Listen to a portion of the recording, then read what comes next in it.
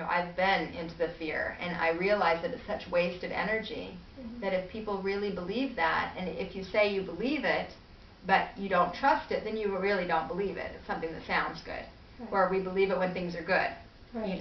So we got to believe it in a whole, because the times that are the most difficult typically are the ones that we have the most progression in, where we evolve the most. It doesn't have to be that way, but it tends to be that way. I believe that I'm here to learn, to grow, and to teach. And that manifests itself in many different ways. I have a lot of people that will ask me, similar to the question you're asking, which is, what is my purpose? And they're trying to figure out their purpose.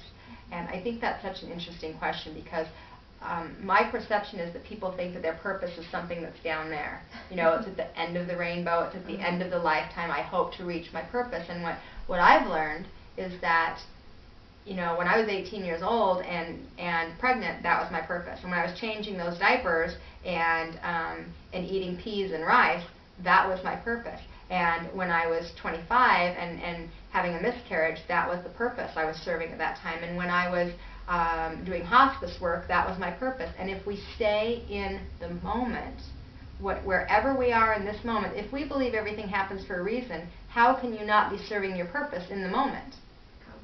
Well, I think that you have to do both. You have the thought, you bring in the feeling, and for me, it's just a knowing. It isn't a hope. I think a lot of people kind of trick themselves, and, well, I just really hope it does, but they're not 100% committed to the fact that it's going to, because then you're giving yourself that little bit of leeway, just in case it doesn't, that I don't want to be wrong. Comfortable is stuck. Yes. When we're comfortable, we're not moving. So at least if we're uncomfortable, it means we're moving somewhere, Maybe not evident right in this exact moment, but we are moving. I provide personally are intuitive counseling, spiritual counseling. I am a psychic medium, so I do mediumship work. My true intention is really in teaching people how to do it themselves. I teach many different classes on many different subjects, how to develop your intuition, communicate with your angels. I teach mediumship classes. I am a Reiki master teacher, so I teach Reiki classes as well as do Reiki appointments.